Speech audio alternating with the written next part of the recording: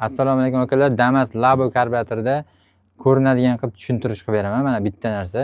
Bu mana 8 volt tepada atverga tiqsangiz, mana o'ngga chapga qilsangiz, gazda yurgan bo'lsangiz, chapga bo'shatasiz, bir uchrangizda benzinga texod to'g'ri bo'ladi. Oxirigacha bo'shatsangiz ham bo'ladi. Oxirigacha bo'shatganingizda buni ligirovkasini ola olasiz. Bu sizga bo'ysunadi. Keyin buni qotirasiz, obrot pasayadi, расходniki bu. Ko'tarsangiz, obrot ko'tariladi. Hididan benzinni glushtildan chiqayotgan hididan bilsangiz bo'ladi. 98-yil Damas'ni ham mana bunaqa yuradigan qilsa bo'lar ekanda, to'xtab. Akalar, yarim gazda yurishsa bo'ladi. Buni bu tomonda hozir gazda yurgan mashinani obrotini pasaytirib beraman. Bitta atverka uy sharoitida yetadi. 8 volt degan joyimni burayman hozir akalar, mana obrot pasayadi.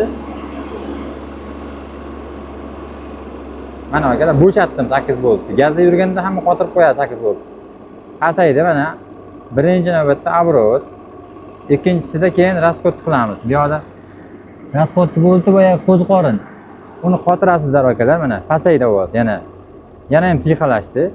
Mana shunaqa qilib ishlashini tekshirib, haydab ko'rib, burab to'g'rilab olasizlar. Xullas akalar, Damas'ni Labo akalarga videoni tashlaymiz. Mana shunaqa foydali ma'lumotlar qo'yib boraman. Karburator yana qayerni qo'y deyishga bo'lsa, kommentariyaga yozingizlar, men qo'yaman, nimasi bo'lsa, kerakli bo'lsa.